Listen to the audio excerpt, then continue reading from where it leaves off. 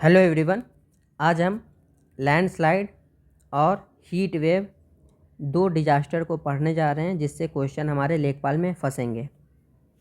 पहले लैंडस्लाइड को समझते हैं। भूस्खलन। जब आप पहाड़ों पे जाते हैं तो कभी आप देखते होंगे पहाड़ से बड़े बड़े पत्थर आके किसी गाड़ी से टकरा जाते हैं, तो इसी को लैंडस्लाइड कहा जाता है। ये ज़्यादातर जब आप हिमाचल वगैरह घूमने जाएंगे तो आपको नॉर्मली ये देखने को मिल जाएगा। क्वेश्चन बनेगा कि पूरे भारत में कितने % एरिया में लैंडस्लाइड होता है।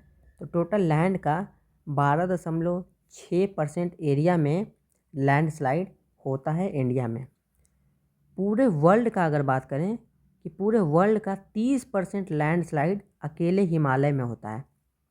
इसीलिए आप पूरे इंडिया में कहीं जाएंगे घूमने पे, वहाँ पर आपको लैंडस्लाइड नहीं मिलेगा, बट हिमालय वाले एरिया में आप जब जाएंगे तो वहाँ आपको बहुत सारे लैंडस्लाइड, कोई गाड़ी इधर टकराई मिलेगी, कोई वहाँ मिलेगी। जब आप पूछेंगे तो पता चलेगा कि कोई पत्थर आके गाड़ी से टकरा गई थी। इसलिए हमेशा शीशा वीशा बंद करके चलना चाहिए। अब बात करते हैं रीजनल डिस्ट्रीब्यूशन ऑफ लैंडस्लाइड। क्षेत्रीय डिस्ट्रीब्यूशन लैंडस्लाइड का क्या होता है। तो जो नॉर्थ वेस्ट आपका हिमालय है, सबसे ज़्यादा वहीं पे लैंडस्लाइड देखने को मिलता है। कितना? 66%, 66.5%। फिर आपका नॉर्थ ईस्ट हिमालय है, वहाँ आपका 18.8% लैंडस्लाइड देखने को मिलेगा।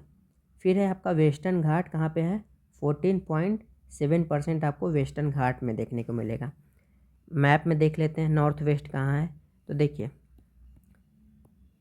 ऐसे होता है, तो नॉर्थ वेस्ट आपका ये हो गया, नॉर्थ ईस्ट ये हो गया। तो देखिए नॉर्थ अगर ऐसे करेंगे तो जो नॉर्थ वेस्ट आपका हिमालय का पार्ट है, यहाँ कितना होता है?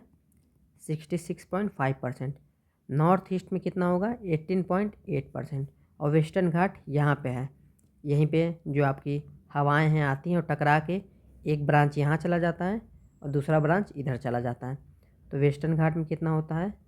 14.7%। तो लैंडस्लाइड से इससे ज़्यादा आपसे कुछ नहीं पूछ सकता है। अब बात करते हैं हीट वेव, लू। आप मई जून में अगर उत्तर प्रदेश, राजस्थान, बिहार में रहते होंगे तो मई जून में देखते होंगे बहुत गरम गरम हवाएं चलती हैं। तो सब लोग बोलते हैं कि घर के अंदर चले जाओ, लू लग जाएगी।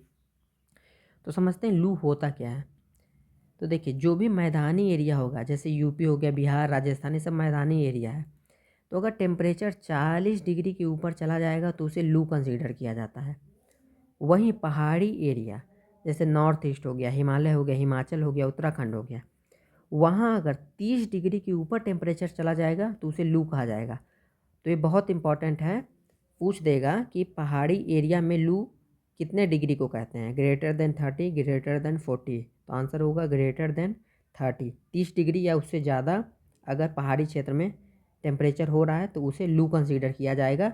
और प्लेन एरिया में 40 डिग्री है।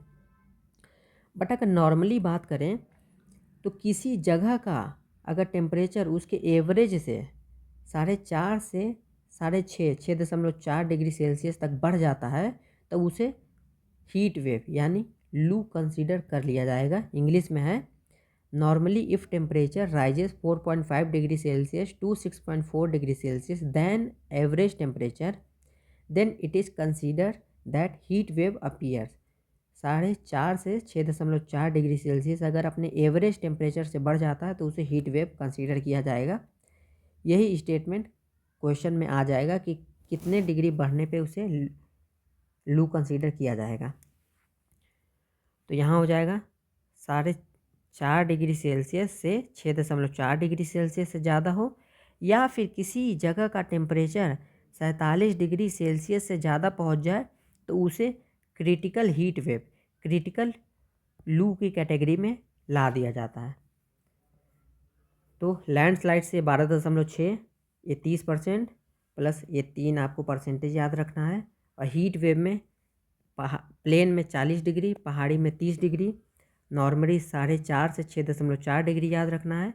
और 47 डिग्री से ज़्यादा, ये 4-5 डेटा याद रखना है। इसी से आपका क्वेश्चन बन जाएगा। Thank you.